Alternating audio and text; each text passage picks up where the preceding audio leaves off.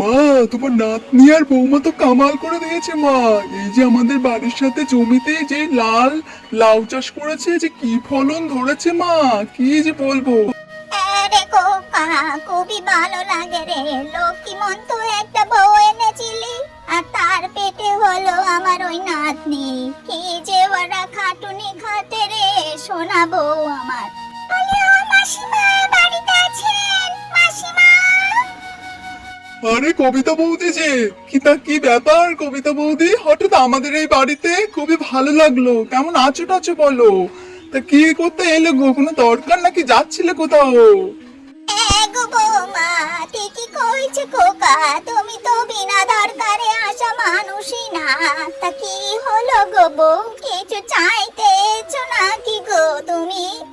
আসলে আমি চাইতে এলাম যে তোমাদের ওই জমির লাউ, মানে লাল লাউ হয়েছে শুনেছি, তাই একটু চাইতে এলাম, দেবে কি গো তোমরা তোমাদের ক্ষেতের ওই লাল লাউ?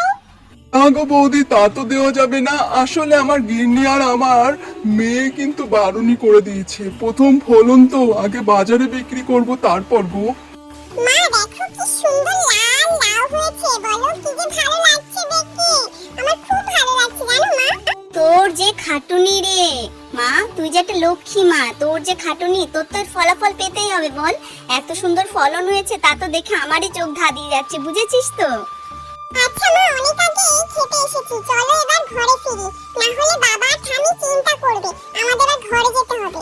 ঠিক বলেছিস মা, চল চল ঘরের দিকে যাই। ওনারা দুজন আবার বসে কি জানি কি চিন্তা করছে।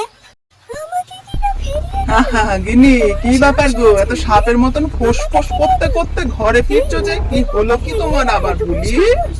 তোমার এত বড় সাহস, তুমি কিনা আমাকে বলো সাপ? আমাকে তোমার সাপের মতো লাগে? হ্যাঁ, না না গিন্নি গো, এই কান ধরছি। আচ্ছা বলো কি হয়েছে সেইটা বলো তো আগে শুনি।